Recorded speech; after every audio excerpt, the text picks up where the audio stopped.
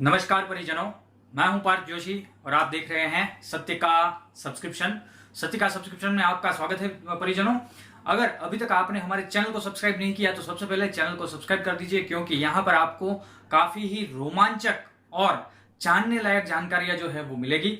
वैसे इसके पहले के एपिसोड में हमने पांचजन्य शंख, देवदत्त और पौंड्र शंख की बात की थी और किन्होंने बजाया था? कृष्ण, अर्जुन और भीम ने बजाया था। आगे का जो श्लोक है श्रीमद् भगवद गीता पर हम जो है वो एनालिटिक्स पूरा प्रोवाइड कर रहे हैं। तो आगे का जो श्लोक है, मैंने दोस्तों पिछले वाले वीडियो में वैसे ऐसा कहा था कि अनंत विजय वगैरह जो आगे शंख आएंगे उनका डिस्क्रिप्शन आप इंटरनेट से निकाल लीजिएगा, लेकिन मैंने इंटरनेट पर देखा सुघोष, मणिपुष्प और अनंत विजय के बारे में कहीं पर भी किसी ने भी कुछ भी इंटरनेट पर नहीं बताया है। तो ये जो जानकारी है वो सबसे पहले हम आपको दे रहे हैं। ना कहीं इंटरनेट पर है, ना कहीं पर भी गीता जी के टीका में है। कहीं पर भी अगर किसी ने गीता की टीका लिखी है तो श्रीमद् भगवद गीता की टीका में कहीं पर भी ये तीनों शंखों का वर्णन जो है वो सही तरीके से नहीं किया गया है। तो आज हम शंखों की भी बात करेंगे और ये श्लोक जो है उसका भी विस्तृतीकरण जो है वो करेंगे। तो आज का श्लोक है श्लोक नंबर 16, अध्याय 1, श्रीमद् भगवद गीता। श्लोक कुछ इस तरह से है, पहले श्लोक जान लेते हैं।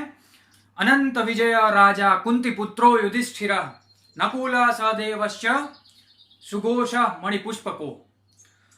तो यहां पर संजय जो है बहुत ही चतुराई से महाभारत युद्ध का अंत जो है वो धृतराष्ट्र को दिखा देते हैं। लेकिन धृतराष्ट्र को क्या जानना था? धृतराष्ट्र को जानना था कि किस तरह से अर्जुन ने भीष्म के ऊपर बाण जो है वो चलाया है, क्योंकि मैं पहले से कहता आया हूं कि ये कन्वर्सेशन जो है धृतराष्ट्र और संजय के बीच वो युद्ध के 10वें दिन के बाद जो है वो हो रहा है, युद्ध के पहले दिन नहीं हो रहा है। अगर आपको पता नहीं है तो पहले से सारे श्लोक जो है, पहले गीता बेसिक्स का मेरा वीडियो देखिए, उसके बाद सारे श्लोकों को एक के बाद एक देखते जाइए तो आपको पता चलेगा किस तरह से श्रीमद् भगवद गीता में गूढ़ रहस्य जो है वो छिपे हैं। तो चलिए आज श्लोक की बात कर लेते हैं। अनंत विजय राजा कुंती पुत्रो युधिष्ठिर, ऐसा कह रहे हैं। तो इसका कहने का तात्पर्य यह है, अनंत विजय शंख का नाम है। वैसे अनंत विजय शंख राजा युधिष्ठिर जो कुंती के पुत्र हैं वो बजा रहे हैं। तो अनंत विजय शंख कौन बजा सकता है और क्या है? तो दोस्तों अनंत विजय वो शंख है जिसके नाद से विजय जो है वो अनंत तक चलती है। किस वजह से चलती है ये भी जान लीजिए। युधिष्ठिर जो है उसको धर्मराज की उपाधि दी गई है। जहां जहां पर धर्म होगा वहां पर आपकी विजय जो है वो अनंत होगी। कहा जाता है कि युधिष्ठिर का जो रथ है वो जमीन से, धरती से कुछ ऊपर चलता था। वो इसी वजह से चलता था क्योंकि उसके हृदय में धर्म था। हृदय में धर्म होने का तात्पर्य क्या है ये भी समझ लीजिए दोस्तों। श्री कृष्ण स्वयं धर्म थे, लेकिन उनका रथ भी युधिष्ठिर के तरह ऊपर नहीं चलता था। क्यों, ये भी समझ लीजिए। श्री कृष्ण कहते हैं कि मैंने जो कहा है मैं उसके लिए जिम्मेदार हूं, आपने क्या समझा है उसके लिए मैं जिम्मेदार नहीं हूं। लेकिन युधिष्ठिर कहते हैं मैंने जो कहा है और आपने जो समझा है उसके दोनों के लिए मैं ही जिम्मेदार हूं। तो इसका मतलब यह है कि युधिष्ठिर स्पष्ट वक्ता थे, जो भी कहते थे स्पष्ट कहते थे, ऐसा कुछ छुपा हुआ नहीं कहते थे, ऐसा भेदवाणी युधिष्ठिर की नहीं थी। युधिष्ठिर वही कहते थे जो सामने वाले को समझ में आ जाए। तो मतलब कि साक्षात धर्म के अवतार थे। और कुंती पुत्रो इसी वजह से कहा है, राजा भी इसी वजह से कहा है क्योंकि यहां पर डिक्लेयर कर दिया पहले से संजय ने कि युधिष्ठिर ही राजा बनने के योग्य है। और कौन? कुंती के पुत्र। कुंती स्वयं भी धर्म का ही अवतार थी। कुंती जैसी धर्मवान और शीलवान स्त्री आज तक कहीं पर भी नहीं हुए है, मेरा ऐसा मानना है। क्योंकि जब माता कुंता को पता चला कि धर्म के अवतार श्री कृष्ण अब उसका श्री विग्रह जो है वो पृथ्वी पर नहीं रहा, तब उसी क्षण कुंती जी के शरीर में से प्राण जो है वो निकल गए थे। इतनी धर्मवान और भक्तिमय माता कुंता थी, उनको पता था कि श्री कृष्ण जो है वो भगवान है। तो ऐसी कुंती के पुत्र जो है युधिष्ठिर, उन्होंने अनंत विजय नाम का शंख बजाया। तो चलिए अब देखते हैं आगे के श्लोकों में। नकुल सहदेवश्च सुघोष मणिपुष्प का। तो सुघोष और मणिपुष्प ये दोनों शंख जो है वो नकुल और सहदेव ने बजाए हैं। नकुल और सहदेव कौन थे पहले ये जान लेते हैं। नकुल और सहदेव दोनों ही थे अश्विनी कुमार के पुत्र। और सुघोष शंख जो होता है दोस्तों वो होता है मधुर ध्वनि बजाने वाला, वो पौंड्र जैसा नहीं होता। पौंड्र शंख जो होता है वो भयंकर ध्वनि करता है, जो भीम करता है वो भयंकर ध्वनि करता है, लेकिन जो नकुल करता है वो कानों को पसंद आने वाला ध्वनि होता है, मतलब कि सुघोष ध्वनि होता है। सुघोष शंख से क्या होता है, रोगों का उपचार होता है। मतलब कि अगर इनके युद्ध में इनकी पक्ष से कोई रोगी भी हो गए, कोई घायल भी हो गए, कोई योद्धा अगर मृत प्राय भी हो गया तो नकुल उसको सही कर सकता है, क्योंकि उसके पास सुघोष की विद्या है, उसके पास अश्विनी कुमार की दी हुई विद्या है।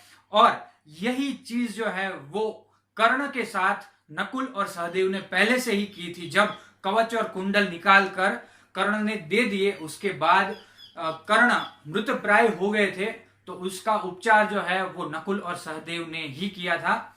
इसी बात का प्रमाण है कि सुघोष शंख भी कोई ऐसा वैसा शंख नहीं है, किसी को भी ठीक करने की क्षमता सुघोष में थी और वो था नकुल के पास। उसके बाद आता है मणिपुष्प का। मणिपुष्प का किसको कहते हैं, मणि यानी स्फटिक। स्फटिक आप जानते होंगे सब, स्फटिक आता है। स्फटिक का सीधा ही कनेक्शन जो है वो यहां से होता है, यहां से, मतलब अपने मन के साथ उसका तादात्म्य होता है, अपने कॉन्शियस और सबकॉन्शियस माइंड के साथ उसका तादात्म्य होता है। और मणिपुष्पक शंख जो है वो था सहदेव के पास। कहा जाता है दोस्तों सहदेव जो है वो त्रिनेत्रधारी थे, मतलब कि उसको अगला पिछला सब कुछ दिख जाता था, उसको भविष्य भी दिख जाता था। तो यहां पर भविष्य की बात तो नहीं करते हैं, लेकिन संजय जो है वो कहना चाहते हैं कि मणिपुष्पक विद्या जो है, स्फटिक विद्या जो है, अपने मन को स्थिर करने की विद्या जो है, भविष्य देखने की विद्या जो है, वो सहदेव के पास है। और वो सहदेव भी सामने वाले पक्ष में है। तो मतलब कि 5 पांडव और छठे भगवान श्री कृष्ण ऋषिकेश जो मन की बातों को जानते थे। अर्जुन ऐसे योद्धा थे जो हवा में युद्ध कर सकते थे, देवताओं को भी उनकी सहायता लेनी थी। भीष्म ऐसे योद्धा थे जो अच्छे अच्छे असुरों को भी मार सकते थे, बड़े बड़े महाकाय असुरों को भी मार सकते थे। भीम कार्य उसी लिए उसको कहा गया, भीम कर्मा नाम जो है उसी लिए भीम का पड़ा था। उसके बाद बात आती है युधिष्ठिर की। युधिष्ठिर स्वयं धर्मराज के अवतार थे, मतलब कि यमराज के अवतार थे, स्वयं धर्म ही थे, ऐसा भी कह सकते हैं। उसके बाद नकुल स्वयं अश्विनी कुमार के अवतार थे। सारे प्रकार की औषधियों की विद्या जो है वो नकुल के पास थी। और सहदेव जो है वो त्रिनेत्रधारी थे, मतलब कि वो भूत भविष्य सारा कुछ देख सकते थे। तो जहां पर ये 5 पांडव खड़े हो जाते हैं और साथ में अगर ईश्वर भगवान श्री कृष्ण भी आ जाते हैं तो उसको हराना असंभव है। तो यहां पर संजय जो है वो महाभारत के युद्ध का डिक्लेरेशन कर देते हैं कि कौन जीतेगा। ये श्लोक का विवरण वैसे आपको कैसा लगा ये बताइएगा। आज तक मेरी गारंटी है दोस्तों, ऐसा विवरण इस प्रकार से आपने कहीं पर भी ना पढ़ा होगा और ना ही सुना होगा और ना ही देखा होगा।